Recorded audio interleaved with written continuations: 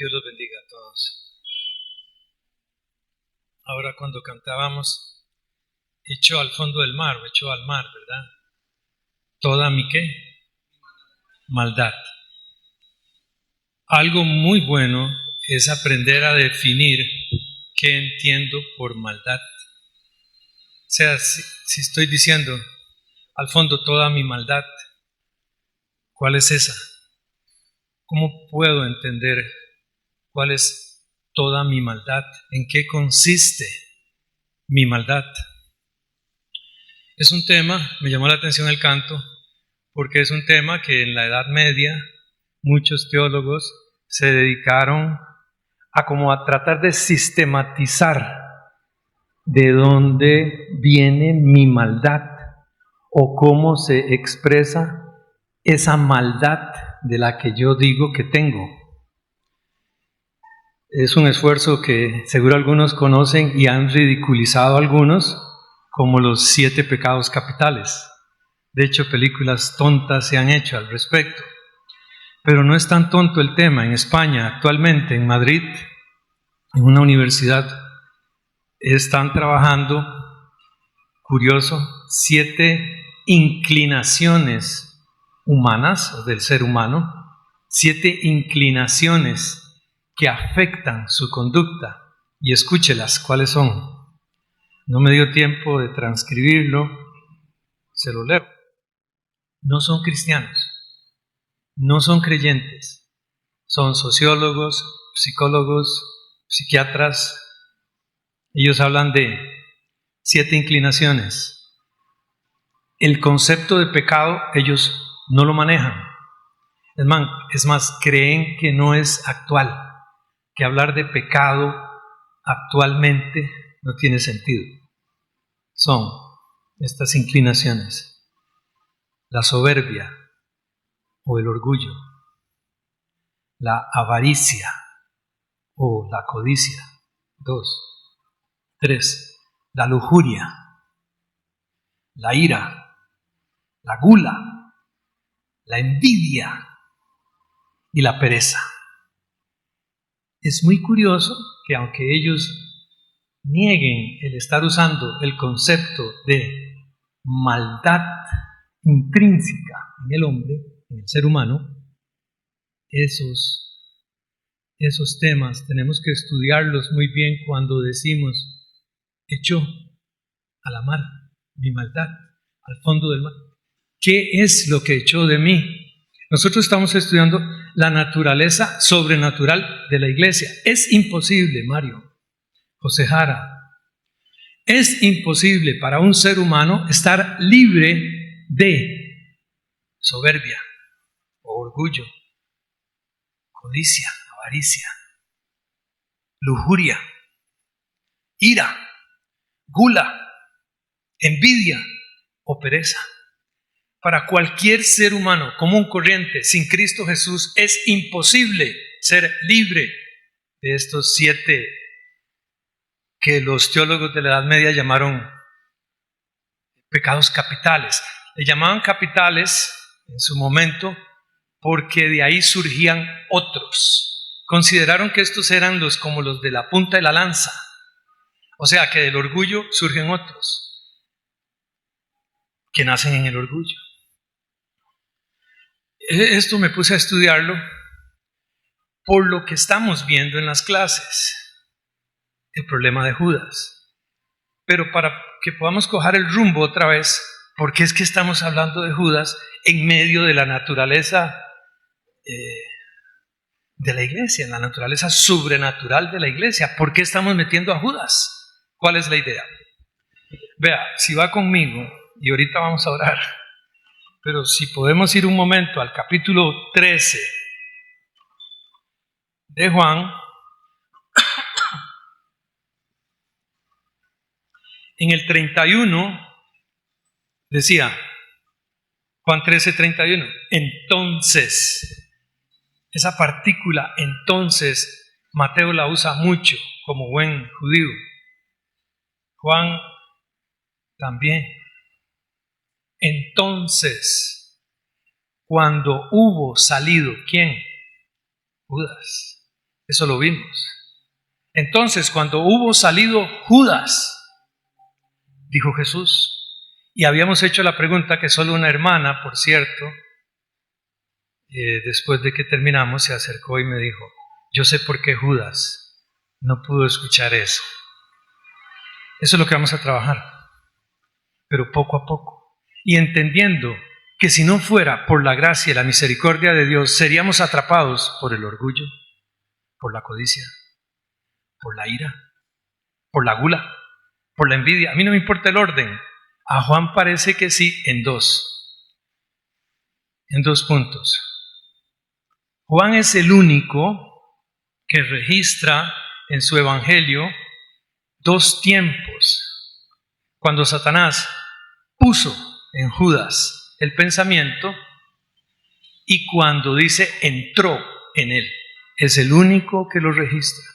Tú puedes leer los 4 evangelios y solo Juan registra esos dos momentos.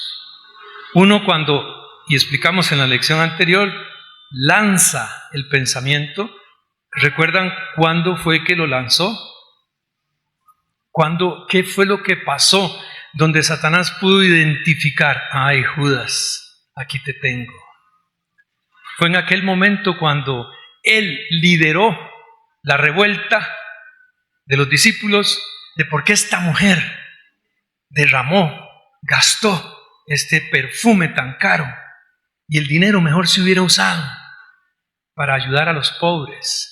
Una mera hipocresía, porque en realidad Juan es el único que registra. Juan registra que en realidad Judas era como ladrón. Y lo que le interesaba era que entrara mucha plata en la bolsa. ¿Para qué? Para robarla. En ese momento, Satanás se dio cuenta que había por encima, porque todos, podríamos decir, todos llevamos esas 7 cosillas malas en el corazón. Y Satanás lo que hace es fijarse cuál está levantándose para aprovecharse. Él no puede obligarte a nada, pero sí te examina. Mira qué es lo que estás por tu boca, por tus ojos, por tus manifestaciones físicas, declarando que hay por dentro hirviendo. A Judas le hervía la codicia, la avaricia. Era un avaro, un amante del dinero. Estuvimos hablando de eso. En ese momento, Satanás logra poner el pensamiento de entregar a Jesús. ¿Se acuerdan? En el capítulo 13, por ahí, lo habíamos visto en la lección anterior, que le puso en el corazón a Satanás, lanzó el pensamiento de entregar a Jesús. Pero también Juan registra que entró en él. No son los mismos verbos. En el griego son diferentes. Ningún otro evangelista hace esa diferencia. O sea, tú tienes que aprender algo. ¿Qué pasó con Ananías y la esposa? Zafira era, ¿cómo se llamaba? Perdón. ¿Dónde estaban ellos? En la iglesia. ¿Cuál es el reclamo que les hace Pedro? Satanás logró engañarlos. Tú y yo no estamos exentos de que Satanás logre llevarnos por los caminos que él quiere para que hagamos sus propósitos. El único que lo puede impedir es el Señor. Es la comunión tuya con el Señor. Si no, puede ser muy peligroso el resultado.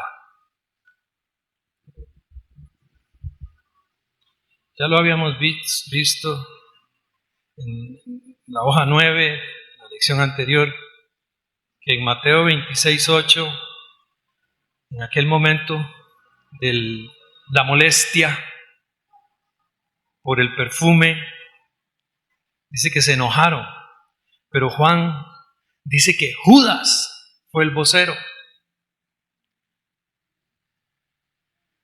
Nosotros tenemos que pensar muy bien qué se me levanta cuando Dios me pide hacer algo.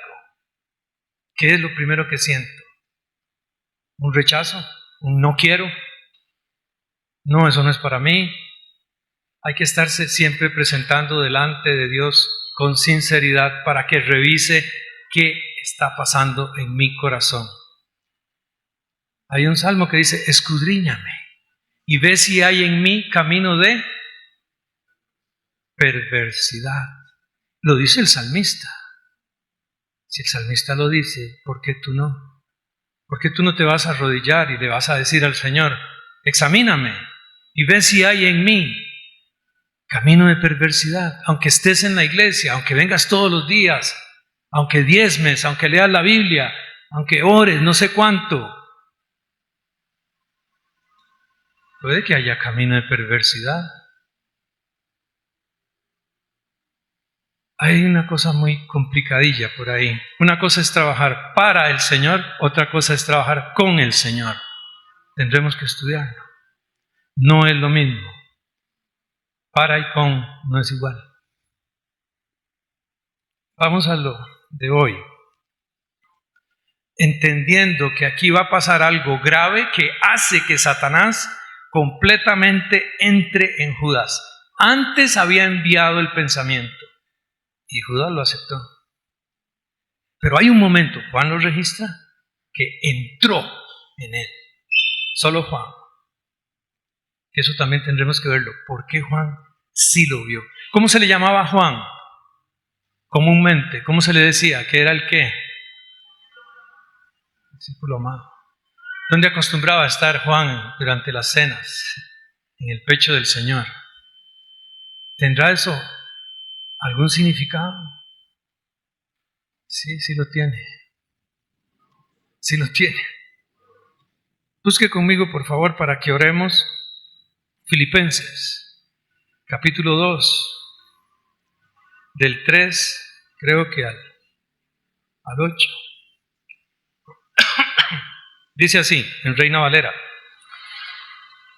Filipenses 2, del 3. Nada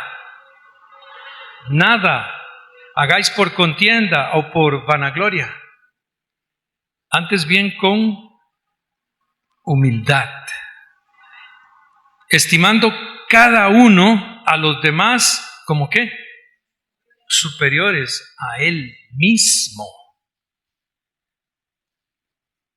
¿Será posible, Johnny, que nos veamos así, tú y yo? ¿O en el corazón se me levanta algo que me dice, yo soy más guapo que Johnny? Puede ser, ¿verdad?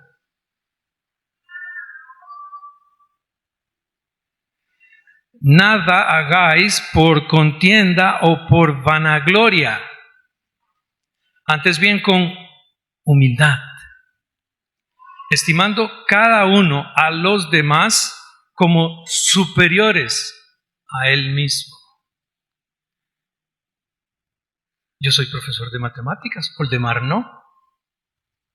Oldemar no sabe nada de matemáticas, yo sí. Soy profesor universitario. Oldemar no. Yo soy más carga.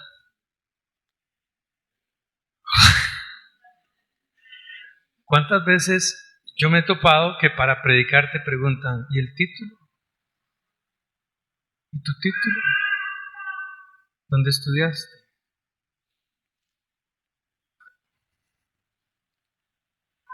Cuatro. No mirando cada uno por lo suyo propio, sino cada cual también por lo de los otros. ¿La voló? ¿Se la fumó verde? ¿La voló? ¿Dónde ha oído usted eso? Yo he trabajado en muchas partes, gracias al Señor. Nunca he escuchado eso. En ninguna empresa, en ninguna jerarquía. No mirando cada uno por lo suyo propio, sino cada cual también por lo de los otros.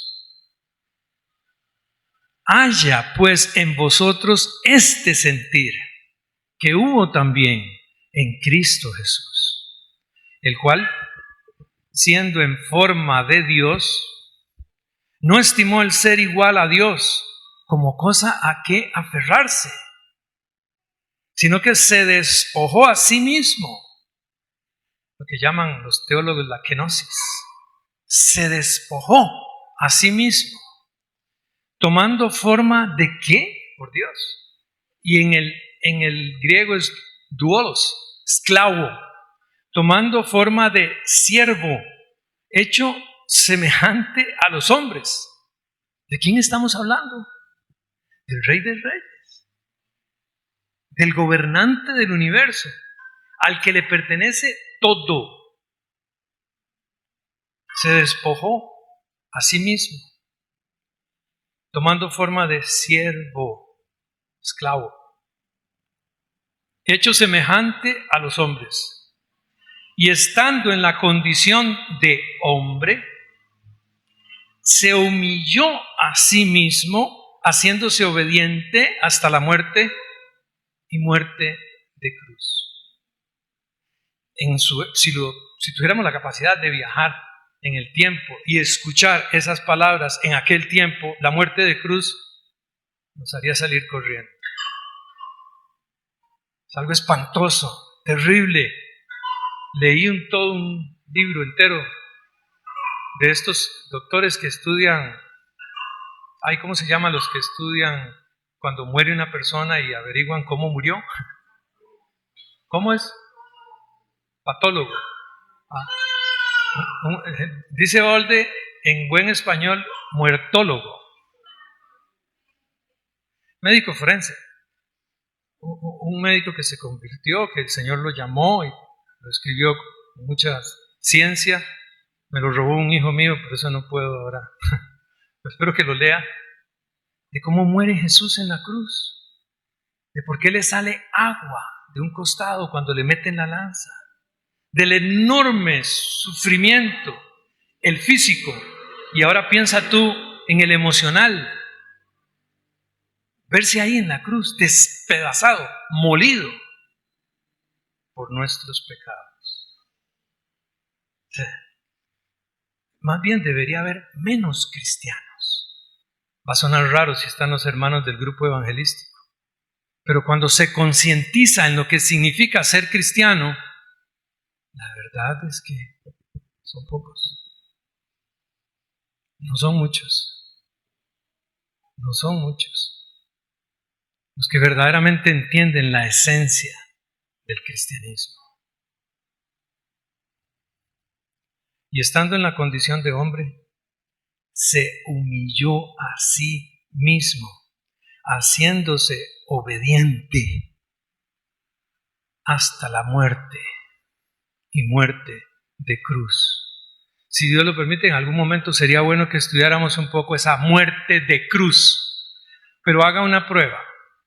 Coja más tarde un clavo de 4 pulgadas y métaselo en la palma de la mano. Error. ¿Sabe dónde se lo metieron realmente, según la historia? En la muñeca. Más tarde, en vez de ver Netflix, coja un clavo. Y se punza la muñeca. Un poquito.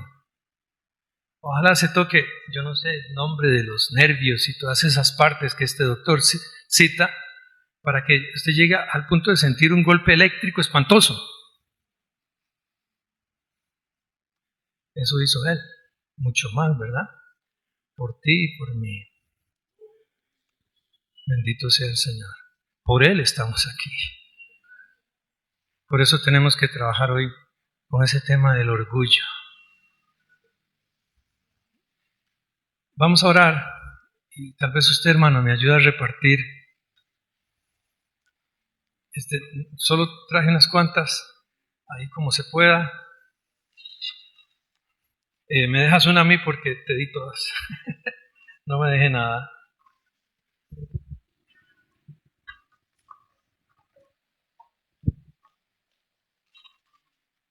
Los comentarios que vas a encontrar en esas hojitas están bien estudiados, verificados por diferentes teólogos de diferentes denominaciones para respetar las opiniones, pero filtrados con la palabra. No vas a encontrar nada que no tenga sustento en la Escritura. Como bien Marito hablaba, es la palabra la que nos enseña. Es la palabra de Dios la que nos vivifica. Uno de los teólogos que consulté dice que cada vez que leemos, cuando Jesús habla, tenemos un encuentro personal con Jesús. Dicen que es la palabra del Verbo encarnado. Es la misma palabra del Verbo encarnado cuando tú lees tu Biblia. Para orar, era ese pasaje que leímos. Gracias, bro. De Filipenses 2, del 3 al 8. Oremos, ¿sí? Es porque tú no fuiste orgulloso.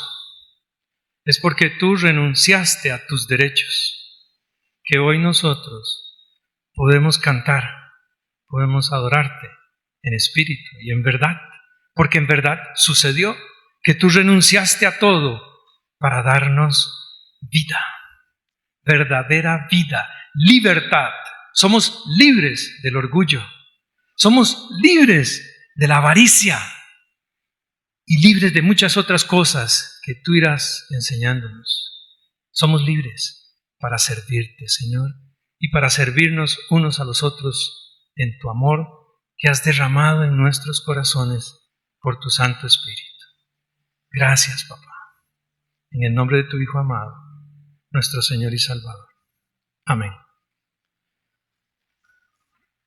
Esta primera nota la verifiqué, les repito, todo está, como decía un hermano que no veo hoy aquí, todo está certificado, decía él. Ahora vamos a entrar en lo que muchos creyentes en cada época han considerado como la porción más preciosa de este Evangelio, es el capítulo 13, sí, como uno de los pasajes más benditos de toda la palabra de Dios. No lo digo yo, lo dicen muchos estudiosos, lo sostienen muchos estudiosos, que este capítulo 13 del Evangelio de San Juan es de lo más precioso, de lo más poderoso también, para enseñarnos sobre la esencia del cristianismo. Antes habíamos visto que el amor es, en la página 3 de las hojitas que tienen, el amor es sacrificio. Lo habíamos visto. Se nos decía que esa era una forma de chequearnos si habíamos nacido de nuevo, si éramos capaces de poner nuestras vidas por los hermanos. En la hoja 3, por ahí está, el amor es sacrificio. Ahora vamos a ver, el amor es humildad. Cuando me ha tocado hablar con matrimonios, o eso que llaman consejería de matrimonios, por lo general, hay dos ausentes muy fuertes: sacrificio y humildad. Abunda el pleito, abunda la discusión, la mentira y el engaño, la falsedad, la crueldad. Y no sé, se casaron un día jurándose amor, pero no hay sacrificio y no hay humildad. Entonces, yo puse aquí San Juan 13 del 1 al 7 porque quisiera ir así con unos pasajes, en especial el 7, que ahora lo leemos, según la mayoría de estudiosos, es muy importante. Antes de la fiesta de la Pascua, 13:1, sabiendo Jesús que su hora había llegado para que pasase de este mundo al Padre, como había amado a los suyos que estaban en el mundo, los amó hasta el fin. Ese hasta el fin en griego es mejor que el que usamos en español. Ese hasta el fin es de una forma perfecta, de una forma total. Cuando tú le digas a tu esposa, te amo hasta el fin, o sea, lo voy a hacer, me propongo hacerlo de una forma perfecta hasta que se consume mi amor por ti. Estoy poeta, ¿no? Eso no ¿viste? Ya, John. ¿Sabe que el cristianismo verdadero es amor verdadero? Es humildad verdadera. Vamos a ver. Los amó hasta el fin. O sea, los amó hasta consumarse ese amor por ellos, hasta mostrarse plenamente.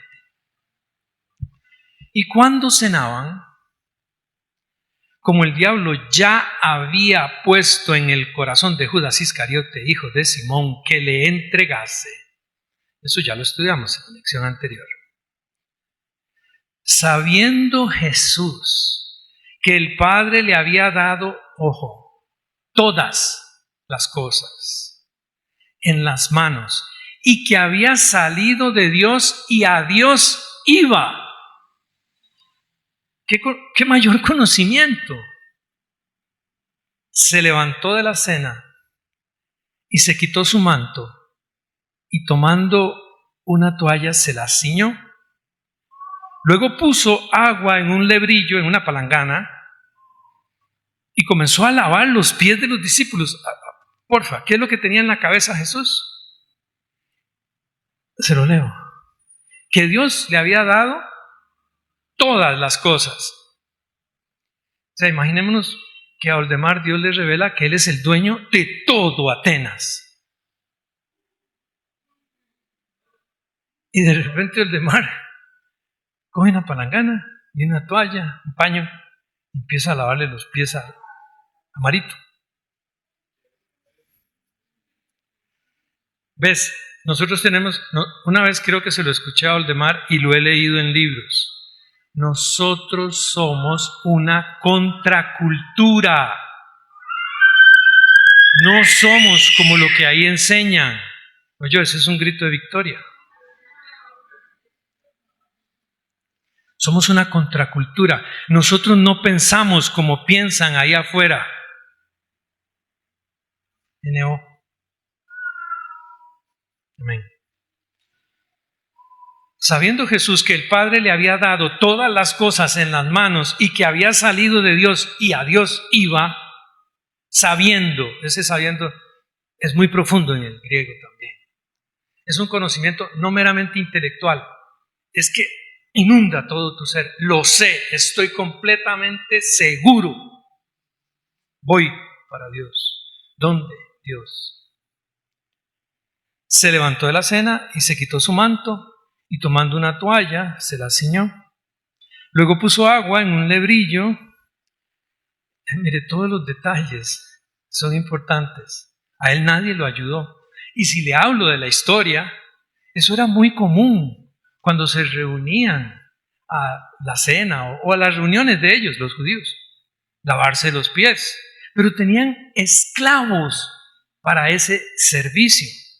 En esas tierras secas y polvorientas en verano o pantanosas llenas de barro en invierno, reunirse en algún lugar implicaba tener los pies sucios. Y había esclavos que se dedicaban a eso. En este grupo de discípulos, obviamente no habían esclavos. Entonces, de alguna manera se turnaban entre ellos. A ver, hoy te toca a ti, hoy te toca al otro. Pero ahí parece que como que se les olvidó. Y ahorita vamos a ver por qué se les olvidó lavarse los pies. Pero Jesús, que está siempre en todas, en teams, ¿cómo es que dicen los chiquillos? Bueno, dice, suave, aquí les voy a dar una lección de humildad. Cogió la palangana, cogió el paño y se puso a hacer lo que ninguno se le había ocurrido hacer. A la mayoría lo que se le ocurrió es otra cosa, que la vamos a ver ahorita. Entonces vino a Simón Pedro y Pedro le dijo, Señor, ¿tú me lavas los pies? Ah, carajo. ¿Qué le pasó a Pedro? Posiblemente dijo, yo debería estar haciendo esto. Yo debería lavarle los pies a él. Y él me los está lavando a mí. ¿En qué estabas, Pedro? ¿Qué estabas haciendo? ¿Qué estabas pensando? Vea, mi hermano, cuando usted está en la iglesia, más aún cuando está en el culto, por favor, de verdad, controle sus pensamientos. Porque el enemigo siempre anda detrás, principalmente de cada uno de nosotros, viendo a ver qué es lo que sale, qué es lo que hay, así, que sale a la superficie. Entonces vino a Simón Pedro y Pedro le dijo: Señor, ¿tú me lavas los pies? Recuerde, este versículo 7 lo vamos a estudiar. Respondió Jesús y le dijo: lo que yo hago, tú no lo comprendes ahora, mas lo entenderás después.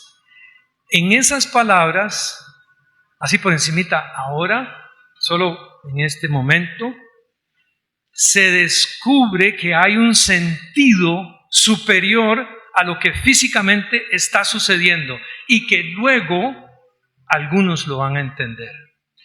Le adelanto porque hay teólogos que sostienen que Jesús está hablando ahí del bautismo. No hay asidero, no hay sustento bíblico para esto, pero sí lo hay para lo que vamos a ver después. No hoy. Pero recuerde, Jesús le dice: lo que yo hago, tú no lo entiendes. Es más, algunas denominaciones, no sé si todavía existirán, de esas históricas, acostumbraban eso, lavarse los pies. O sea, son como muy literales, algunos. No es eso tampoco. Lo que yo hago, tú no lo comprendes ahora, mas lo entenderás después. Entonces, en la hoja que sigue, que viene con número 15, dice: una lección, ojo, sobrenatural, simbolizada en el lavamiento material de los pies. ¿Por qué es sobrenatural? ¿Por qué esa lección yo la llamo sobrenatural? Porque ¿quién la está realizando? Dios hecho hombre. La palabra de Dios hecha hombre. Jesús sabía, yo me equivoqué ahí 2 veces, puse un 1. Otro grito de victoria. Jesús sabía que tenía todo en sus manos. Dígame, ¿sí o no? Dígame una cosa, ¿a Jesús lo mataron los judíos o él puso su vida voluntariamente? ¿Cómo fue? ¿Ves que es sobrenatural la lección? A él no lo mataron los judíos. Él dijo: dele viaje, dele. Él puso, dice: yo la pongo y ¿qué? Y la vuelvo a tomar, porque a mí me ha sido dado. Estamos hablando del Rey de Reyes, el Señor de señores. Es una lección sobrenatural. ¿Para quiénes? Para los que tenemos un corazón dispuesto a entender. Jesús sabía que todo, ¿verdad? Tenía todo en sus manos. Sabía que estaba cerca la hora de su humillación, pero también sabía que su hora de exaltación estaba cerca. ¿Usted se acuerda una vez de una discusión con los discípulos que se molestan, se enojan porque no entienden lo que Jesús les está diciendo, de que tienen que comer su carne y beber su sangre? Y aquella cosa rara de los discípulos. Entonces Él se vuelve y les dice: ¿y qué si vieres al Hijo del Hombre subir a donde estaba primero? Plácata. ¿Usted sabía que Jesús en cuerpo físico ascendió a los cielos? Alabado sea Dios. Y así como ascendió, volverá por ti y por mí. Aleluya. Bendito sea Dios. Santo. Así es. También sabía que su hora de exaltación estaba cerca. Estaba reunido con algunos discípulos. Bueno, ahí hay discusiones en con cuántos, no importa. Pero ascendió. Y los discípulos se quedaron viéndolo. Subió. ¿Sabe cuál es uno de los problemas de los teólogos? Me da mucha risa las discusiones que tienen. ¿Dónde está el cuerpo de Jesús? Porque lo vieron ascender y subió. Usted viera los librazos que hay sobre eso y lo caros que son. Yo no sé por qué se quiebran la cabeza. Jesús está aquí, en tu corazón y en el mío. Aleluya. ¿Dónde está? Aquí. Él está aquí contigo. Dice: Estoy leyendo todavía en el 1 de la página 15. Tal conocimiento de Jesús podría haberle llenado ¿de qué? De orgullo. A ver, otra torta que hay que hacer. Jesús, en ese momento en que está lavando los pies de los discípulos, tiene una doble naturaleza, la humana y la divina. En Jesús encontramos dos naturalezas, la humana y la divina. Cuando Él decide encarnarse, bueno, ¿quién decidió enviar al Hijo? El Padre. Tomó la naturaleza humana, pero nunca perdió su naturaleza divina. Tenemos al hombre Dios lavando los pies. ¿Te imaginas? Tú eres cristiano. Tú eres cristiana. Amén, dijo. Y sin embargo, sabiendo que el poder y la gloria eran suyos, lavó los pies de sus discípulos. Tienes que usar la imaginación. Tienes que ver a ese Jesús, Dios hecho hombre, lavando los pies de sus discípulos, dando una lección sobrenatural a los discípulos de humildad. En el momento en que podía haber sentido un orgullo supremo, dio ejemplo de la suprema humildad. Así es siempre el amor. Si tú vienes a mí y me dices, yo amo a mi esposa, yo la amo sobre todas las cosas, pero no me da la gana servirle. Y entonces, ¿qué es lo que usted tiene? Usted tiene una enfermedad mental brava. Sí. Bueno, amén, que el bebé diga amén, por favor. Piénsalo. Algunas personas se creen demasiado importantes para hacer cosas humildes. Lavas los platos después de la cena, recoges las medias, los calzoncillos. Bueno, eso es para los matrimonios, también hay para los solteros. Algunas personas se creen demasiado importantes para hacer cosas humildes. Jesús no era así. Sabía que era el Señor de todo y les lavó los pies a sus discípulos. Jesús sabía que había venido de Dios y que volvía a Dios. Podría haber pensado que ya había cumplido de sobra con el mundo porque estaba de camino de vuelta a Dios. Fue precisamente entonces cuando estaba más cerca de Dios, cuando Jesús llegó al límite de su servicio a los suyos.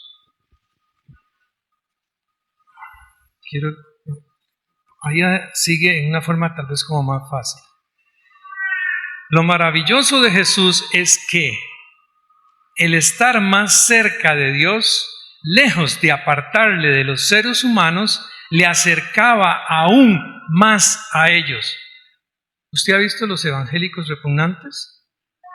Hay una denominación que se llama así, evangélicos repugnantes. Se creen más que... No me hagas reír, varón, por favor. Sí, usted los ve entrar a las tiendas y es una repugnancia total. Se creen mejor que todo el mundo que está ahí, son pecadores, van para el infierno y Él es el carga.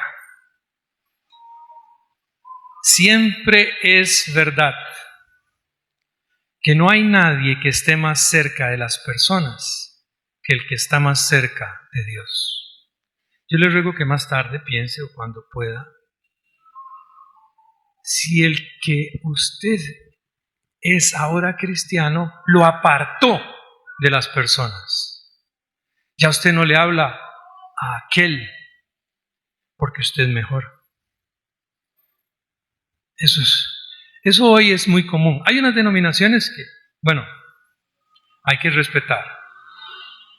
Pero por solo el hecho de que tal vez saben cantar himnos, de que canten, ya son mejores que los que no cantan. ¿Y eso? ¿Y eso dónde salió?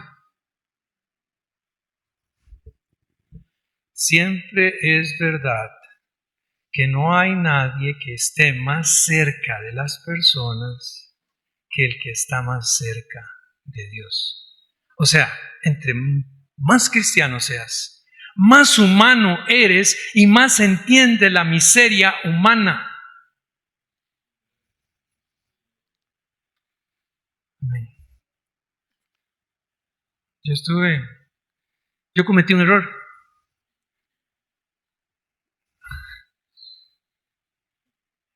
Por hablarle a unos homosexuales.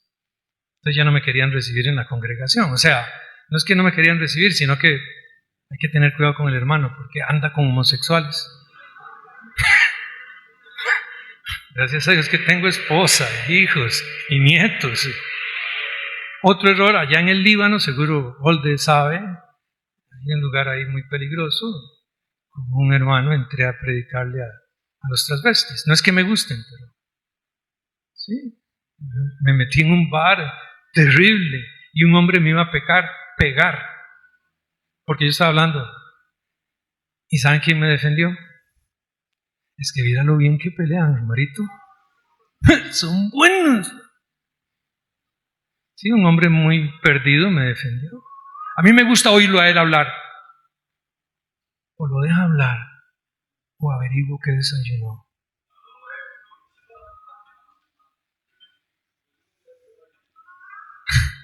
Ya no volví a ese lugar, estaba más joven y corría más rápido. La miedilla. Pero acuérdate, entre más cerca estés de Dios, más cerca vas a estar de los perdidos, de la humanidad. El Espíritu Santo te va a usar para hablarle a las prostitutas, a los alcohólicos, a quien sea, a los que rechazas. 2. Bueno, ahí falta algo. Cuanto más cerca estemos de la humanidad doliente, lo puse como al revés, lo quise como redactar al revés. Cuanto más cerca estemos de la humanidad doliente, más cerca estaremos de Dios.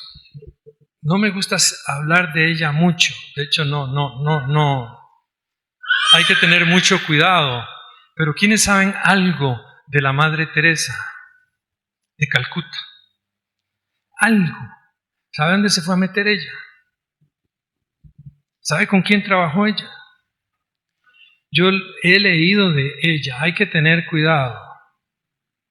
Pararse muy bien en el Evangelio. Pero hay algo muy curioso. Trabajó con leprosos en Calcuta, de India, y nunca se contagió. Qué raro. Y había que ver a los hombres que ella logró hablarle. Les repito, la respeto como personaje histórico, muy hasta polémico en algunas cosas, pero qué curioso. Yo conozco hombres evangelistas de mucha plata que no ponen ni el avión en el aeropuerto para ir a esos lugares. Jesús también era consciente de que pronto sería traicionado, ¿sí o no? Claro que lo sabía, varias veces lo declaró. Tal conocimiento le podría haber inspirado ¿qué? Odio y amargura. Por lo menos, odio y amargura. Pero hizo que el corazón le fluyera con más amor que nunca. Ve al cristianismo. Lo más maravilloso es que cuanto más le hería la humanidad, más la amaba. ¿Cuáles fueron? Varias son. Las últimas palabras del Señor en la cruz, muriendo, despedazado, muerte de cruz. Padre, perdónalos, porque no saben lo que hacen. Ese es el cristianismo. Y aquellos que un día enojados dijeron, ¿quieres que oremos y que baje fuego del cielo y los queme? ¿Qué les dijo? No sabéis de qué espíritu sois.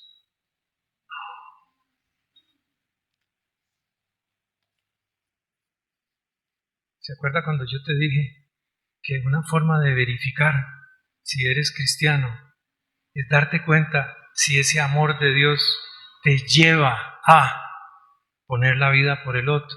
Ahora hay otra. Yo sé lo que yo fui. Y hoy veo que esa maldad ya no está controlándome.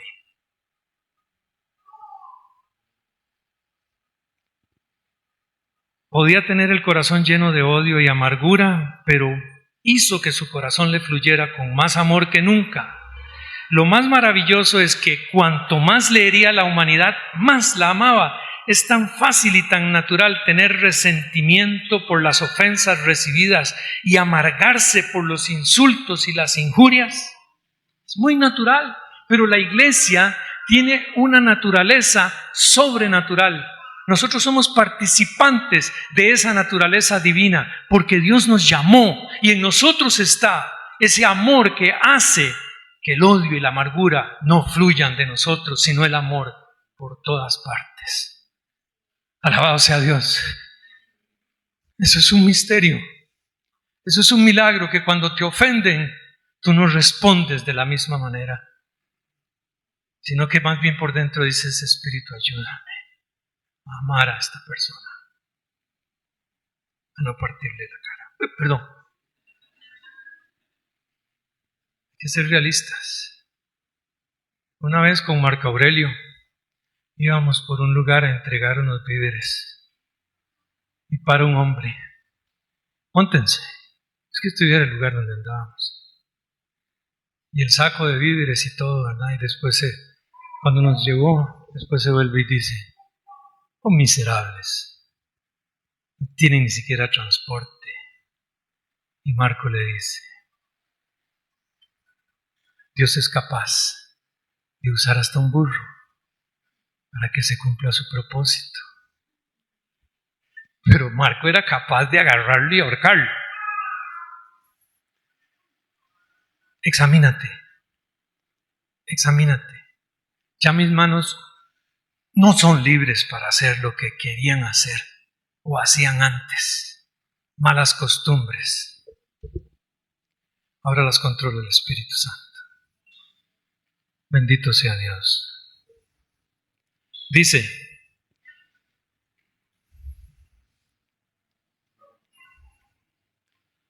pero Jesús se enfrentó al final de la 16 con la peor injuria y la más horrible deslealtad. ¿Cómo se enfrentó? Con la mayor humildad y con el amor más sublime. Ok. Le voy a leer rápido, sin correr, porque hay que ver un detalle trágico. Así lo titulé en la hoja 17, un detalle trágico. Pero lo vamos a encontrar en el relato de Lucas de la Santa Cena. Ahí apoyo. Usted podrá leer de Lucas 22, del 19 al 26. Porque ahí está el detalle trágico que se está llevando a cabo mientras el Señor está anunciando lo que va a pasar. Y tomó el pan y dio gracias, y lo partió y les dio diciendo: esto es mi cuerpo, que por vosotros es dado. Ojo, haced esto en memoria de mí. Está explicando. De igual manera, después que hubo cenado, tomó la copa, diciendo: esta copa es el nuevo pacto en mi sangre, que por vosotros se derrama. Mas he aquí, la mano del que me entrega está conmigo en la mesa. Esto es Lucas. A la verdad, el Hijo del Hombre va según lo que está determinado. Sí, pero no estaba determinado que fuera Judas, recuérdelo, lo hemos visto. Pero ay de aquel hombre por quien es entregado. Entonces ellos comenzaron a, escuche, otra vez la partícula entonces en Reina Valera. 22-23. Entonces ellos comenzaron a discutir entre sí quién de ellos sería el que había de hacer esto. Ahora el 24. Hubo también entre ellos una disputa sobre quién de ellos sería el mayor. No acaban de oír la explicación de lo que iba a suceder y les importó nada. Ahora el interés era saber cuál de ellos va a ser el mayor. ¿Cuál va a ocupar el puesto de líder aquí? Y el Señor acaba de explicar acerca de su cuerpo y acerca de su sangre. Pero Él les dijo: los reyes de las naciones se enseñorean de ellas, y los que sobre ellas tienen autoridad son llamados bienhechores. Ojo, ojo, mas no así vosotros, sino sea el mayor entre vosotros como el más joven, y el que dirige como el que sirve. En una versión de traducción viviente dice: pero entre ustedes será como diferente. El más importante de ustedes deberá tomar el puesto más bajo, y el líder debe ser como un sirviente. Totalmente volcados los conceptos.